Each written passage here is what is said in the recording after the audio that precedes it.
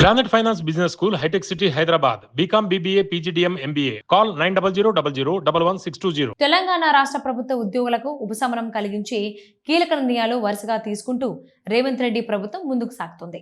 చాలా కాలంగా పెండింగ్లో ఉన్న సమస్యలను పరిష్కరించేందుకు ప్రభుత్వం స్పష్టమైన కార్యాచరణను అమలు చేస్తోంది. ముఖ్యంగా ఉద్యోగుల ఆర్థిక అవసరాలు, ఆరోగ్య భద్రత, రిటైర్డ్ ఉద్యోగుల బకాయిలు చెల్లింపులపై ప్రత్యేక దృష్టి సారిస్తోంది.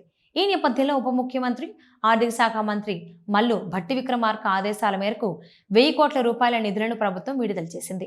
ఆర్థిక శాఖ ప్రిన్సిపల్ సెక్రటరీ సందీప్ కుమార్ సుల్తానీ ఆధ్వర్యంలో ఈ ప్రక్రియ వేగంగా పూర్తి చేయబడింది. గతంలో ఉద్యోగ సంఘాలతో జరిగిన చర్చల్లో ప్రతి నెల 700 కోట్ల రూపాయలు విడుదల చేస్తామని ప్రభుత్వం హామీ ఇచ్చింది. ఆ ప్రకారం ఏప్రిల్ 2026 వరకు చెల్లింపులు కొనసాగించగా, ప్రస్తుతం పెరిగిన అవసరాలను దృష్టిలో ఉంచుకుని నెలవారీ విడుదలను 1000 కోట్ల రూపాయలకు పెంచింది.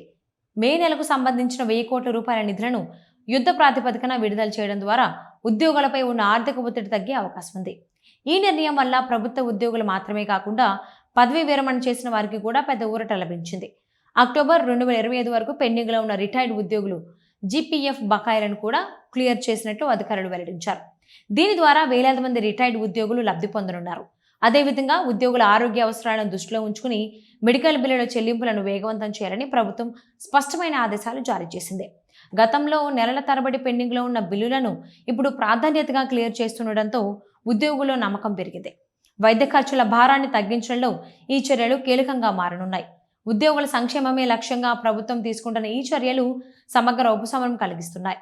పెండింగ్ బకాయిలు విడుదల, జీపీఎఫ్ చెల్లింపుల క్లియర్, మెడికల్ బిల్లుల వేగవంతమైన పరిష్కారం అన్నీ కలిసి ఉద్యోగుల ఆర్థిక స్థితిని స్థిరపరచడంలో సహాయపడుతున్నాయి. ఈ నిర్ణయాలపై ఉద్యోగ సంఘాలు కూడా సానుకూలంగా స్పందిస్తూ ప్రభుత్వానికి కృతజ్ఞతలు తెలియజేస్తున్నాయి.